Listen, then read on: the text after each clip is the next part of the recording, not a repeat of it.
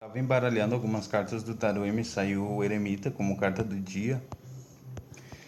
E eu me lembrei de um texto que eu li uns tempos atrás, né, que dizia que no ventre materno haviam dois bebês.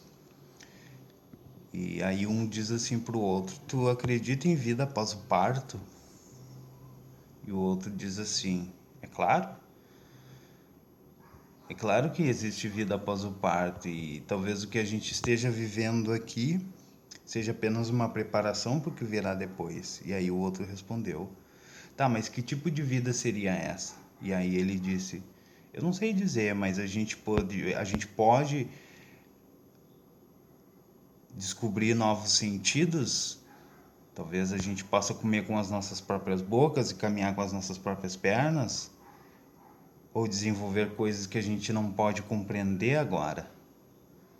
E aí o outro diz assim: "Bobagem, o, o cordão umbilical nos fornece tudo que a gente precisa e apesar de tudo ele é muito curto. A vida após o parto estaria fora de cogitação." E aí ele diz assim: "Talvez a gente não precise mais do cordão umbilical." E aí ele diz, e aí o outro responde, retruca, né, dizendo: "Que bobagem, e acima de tudo, se existisse vida após o parto, por que que ninguém jamais voltou de lá?"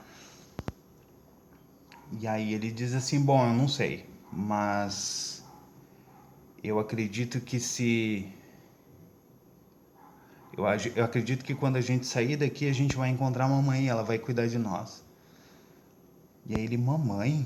Tu realmente acredita em mamãe?" E aí ele: "Sim." E aí ele: "Se mamãe realmente existe, por que que eu não posso vê-la?" E aí ele diz: "Porque ela está ao nosso redor, somos dela e sem ela nada disso poderia existir." E aí o outro diz assim: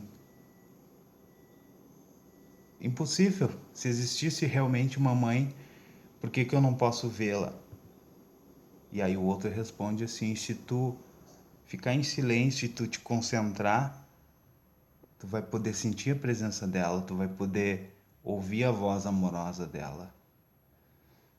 E esse texto ele explicava como era uma forma dele explicar a existência de Deus. E é curioso que o eremita ele me lembra desse texto, porque ele sendo um número 9 é como se ele fosse o bebê que ao chegar ao nono mês, ele se prepara para deixar o ventre materno e partir para uma nova dimensão de consciência da qual ele não consegue compreender ainda.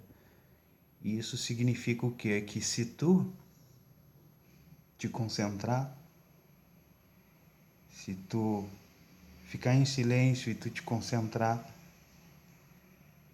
tu vai conseguir perceber a presença da mãe, do pai ao teu redor e ouvir a voz amorosa deles